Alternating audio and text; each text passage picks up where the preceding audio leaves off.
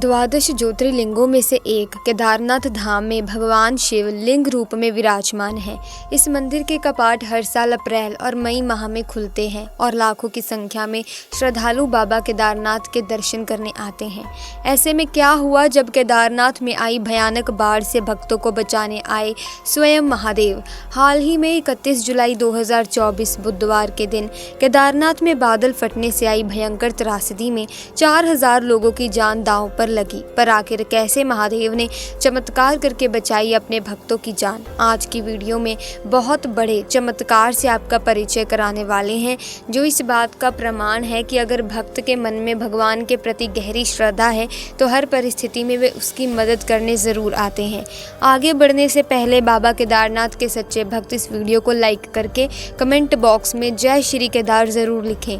केदारनाथ ज्योतिर्लिंगों को 12 ज्योतिर्लिंगों में से एक माना जाता है, जिसकी यात्रा बहुत कठिन होती है और जब इस कड़ी चढ़ाई को पार करके भक्त अपने भगवान के दर्शन करता है तो वो धन्य धन्य हो जाता है। उसके अंदर ना तो अभिमान होता है, ना ही किसी प्रकार का मोह।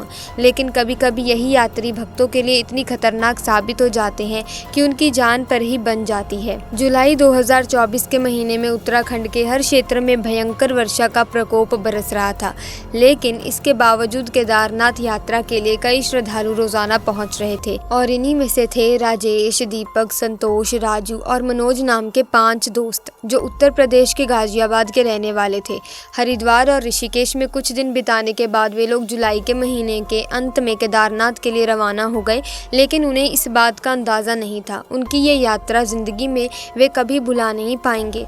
पांचों ही दोस्त एक दूसरे से काफी जुड़े हुए थे। बुधवार रात करीब 9:30 बजे केदारनाथ यात्रा करते हुए वे पांचों दोस्त लिंचोली के समीप जंगल छट्टी में पहुंचे थे। उस समय तक यात्रा के दौरान हल्की फुल्की बारिश बनी हुई थी, लेकिन अचानक एक ऐसी आवाज आई जिसे सभी को भयभीत कर दिया। वो आवाज ऐसी लग रही थी मानो भयंकर बम विस्फोट हुआ। तभी सबने महसूस किया कि वर्षा का स्तर अचानक से बहुत ज्यादा तेज हो गया है। बादल फटने से गौरीकुंड केदारनाथ पैदल रास्ते पर भारी बारिश के बाद भीमबली में 20-25 मीटर का मार्ग बह गया तथा पहाड़ों से बड़े बड़े पत्थर आ गए। इसके बाद राम बादा भीमबली लिंचोली का रास्ता पूरी तरह से बंद हो गया, जिसके बाद भयंकर वर्षा से केदारनाथ यात्रा रूट पर 30 मीटर की जगह मंदाकिनी नदी में समा गई। दोस्तों, राजेश, दीपक, संतोष, राजू और मनोज बहुत ज़्यादा घबरा गए थे। इस भीषण वर्षा के कारण केदारनाथ यात्रा को भी अनियमित काल तक रोक दिया गया था। वे पांचों दोस्त एक दूसरे का हाथ पकड़कर एक स्थान पर खड़े हुए थे, जिसमें कुछ सामान्य यात्री और कुछ खच्चर वाले भी मौजूद थे। लेकिन समय के साथ वर्षा का प्रवाह बहुत तेज गति के साथ बढ़ता जा रहा था। ऐसी खबर आ रही थी कि रामबाड़ा स्थित पुल भी भयंकर वर्षा के कारण बह चुका है। ऊपर से गिरते बड़े बड़े पत्थर यात्री के भय का कारण बन रहे थे। इसी बीच पानी का एक भयंकर प्रवाह भीमबाली के उस एक क्षेत्र में आया और वे पांचों दोस्त उसके प्रभाव में बह गए।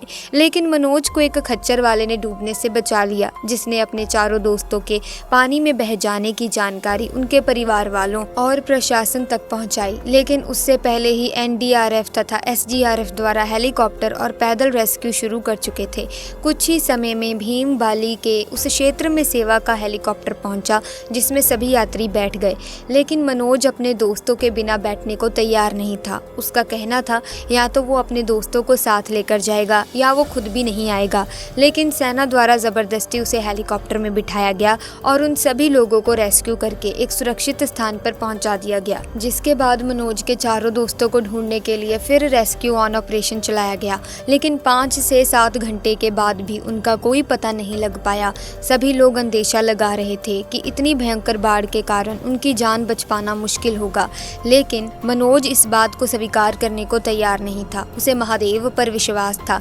अभी तक हेलीकॉप्टर और पैदल चलाए गए रेस्क्यू अभियान में 4000 से अधिक भक्तों को सुरक्षित निकाला जा चुका था, लेकिन मनोज के चारों दोस्तों का कोई पता नहीं चल पाया था। इस रिस्क में अब वायुसेना ने भी अपनी हिस्सेदारी निभा ली थी। जब उन चारों दोस्तों के परिजनों को इस घटना की जानकारी मिली तो सूचना मिलने के तुरंत बाद ही लापता हुए चारों दोस्तों के भक्तवजन केदारनाथ के लिए निकल गए थे।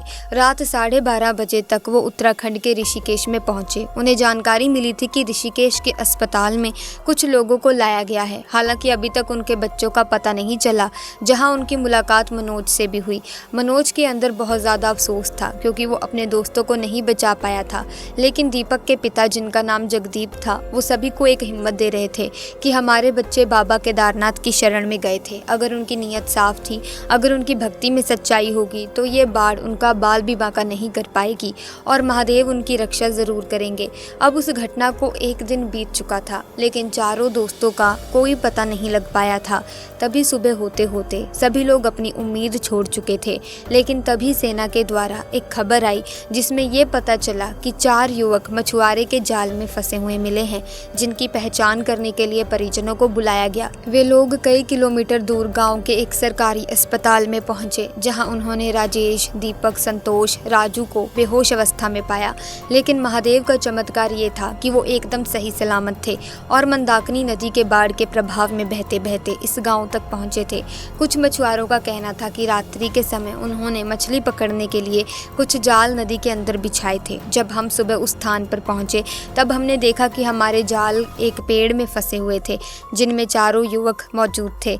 ये महादेव का बहुत बड़ा चमत्कार है कि आज आपके चारों बेटे सही सलामत हैं, वरना 2013 में आई भयंकर बाढ़ में कई हजारों लोगों को अपनी जान गंवानी पड़ी थी।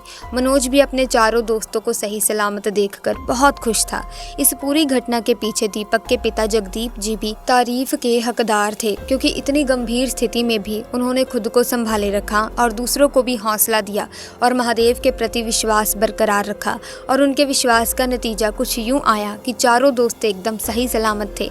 उन्हें 2 से 3 दिन डॉक्टरों की निगरानी में रखा गया। उनकी स्थिति में सुधार होने के बाद वे अपने परिवार के साथ पुनः गाजियाबाद चले गए।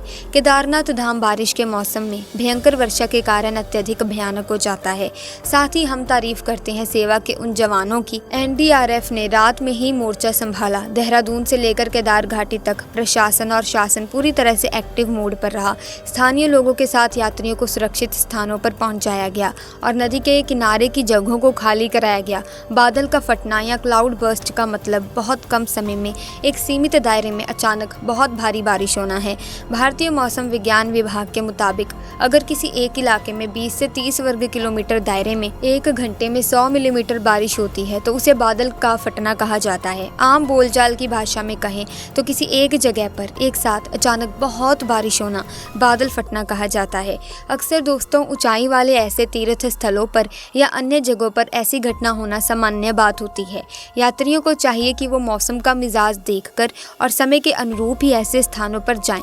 दोस्तों, आज की इस वीडियो में महादेव का हमने एक अद्भुत चमत्कार देखा। इस घटना से ये बात तो स्पष्ट हो जाती है कि अगर आपका मन साफ है, सच्ची श्रद्धा है, तो आपका बाल भी बांका नहीं हो सकता। महादेव ने अपने भक्तों की जान बचाई क्योंकि उनका मन सच्चा था, पवित्र था। वो महादेव की शरण में गए थे, कुछ उम्मीदें लेकर गए थे कि महादेव को हम देख पाएंगे, महसूस कर पाएंगे, उनसे हमारी समस्या हम बोल पाएंगे, उनका समाधान पा सकेंगे, मन को शांति दे सकेंगे। लेकिन बाढ़ में बह जाने के कारण उनका सपना ये अधूरा रह जाता। लेकिन महादेव ने अपने भक्तों की रक्षा की, किसी भी हाल में उन्हें बचा लिया। सच्ची श्रद्धा और दृढ़ निश्चय हमेशा दोस्तों विजय की ओर ले जाता है। जब आपका दृढ़ निश्चय और आस्था पूरी हो, सच्ची हो, तो फिर भगवान आपको मार्गदर्शन जरूर देते हैं, आपको बड़ी से बड़ी मुसीबत से निकाल लेते हैं। ऐसे में अगर आप भी बाबा केदारनाथ के भक्त हैं तो कमेंट सेक्शन में पूरी श्रद्धा से जय श्री केदार जरूर लिखें। भगवान आपकी भी मनोकामनाएं जरूर पूर्ण करेंगे। और आप हमें कमेंट्स में ज़रूर बताना, क्या आप कभी केदारनाथ गए हैं या जाना चाहते हैं, और अगर आप गए हैं तो आपका क्या अनुभव रहा, आप हमें कमेंट्स में ज़रूर बताना। फिलहाल के लिए दोस्तों आज की वीडियो में बस इतना ही। मुझे पूरी उम्मीद है कि आज की ये वीडियो आपको बहुत अच्छी लगी होगी और आप इस वीडियो में बताई गई घटना को सुनकर भगवान महादेव की भक्ति में लीन हो गए होंगे और आपका विश्वास भगवान महादेव के प्रति और भी ज़्यादा दृढ़ हो गया होगा। अगर हाँ, तो आप इस वीडियो को अपने आप तक सीमित मत रखिएगा, इसे आगे से आगे ज़्यादा से ज़्यादा शेयर कीजिएगा अपने दोस्तों के साथ, अपने परिवार वालों के साथ। इसी के साथ आप इस वीडियो को लाइक भी कर दीजिए और चैनल को सब्सक्राइब करके बेल आइकन को प्रेस कीजिए ताकि तमाम नए वीडियोस की अपडेट आपको समय समय पर मिलती रहे। हम मिलेंगे आपसे जल्द ही एक नई वीडियो में। तब तक के लिए हमें दीजिए इजाज़त। आप आपका बहुत बहुत धन्यवाद। हर हर महादेव।